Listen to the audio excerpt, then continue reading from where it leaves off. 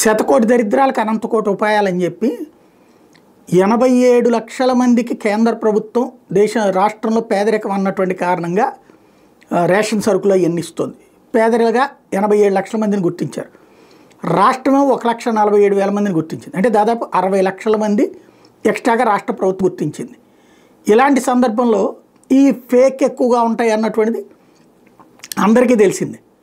కానీ పిల్లి మెడలో గంట ఎవరు కడతారన్నట్టుగా ఈ ఫేక్ తీస్తే కనుక పెద్ద ఉద్యమం వస్తుంది. 60 లక్షల మందికి కార్డులు క్యాన్సిల్ చేస్తే 60 × 2 ఓట్లు వేసుకుంటే 1,20,00,000 పోతాయి. కాబట్టి ఆ ధైర్యం చేయరు. అలాగని తీయకుండా ఉండరు.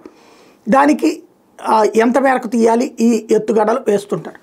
కొత్త అడుగులు ఇప్పటికీ పింఛన్లు దాదాపు 2.5 లక్షల మందికి తీసేశారన్నది మొన్నటి లెక్కల పరంగా వైసీపీ ఆరోపణ చేస్తుంటే ఇప్పుడు ఈకేవైసీ పూర్తయితేది ఈనాడులో వచ్చినటువంటి కాబట్టి సిటీ ఎడిషన్లో రాసుకొచ్చినటువంటి వార్త.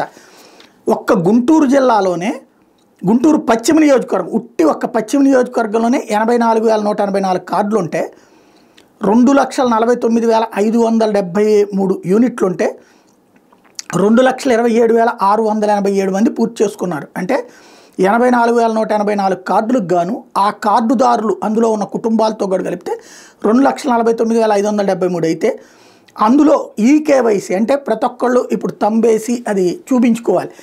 అలాగే 2,27,687 మంది పూర్తి చేసుకున్నారు. ఇంకా 21,886 మంది పూర్తి చేసుకోలేదు. అంటే వాళ్ళు ప్రస్తుతం అనర్హులు.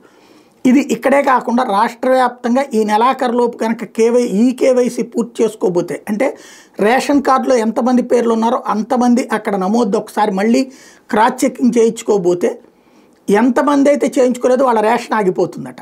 ఇది మనం చెప్పట్లేదు, ఈ వార్త చెప్తున్నటువంటి అంశం.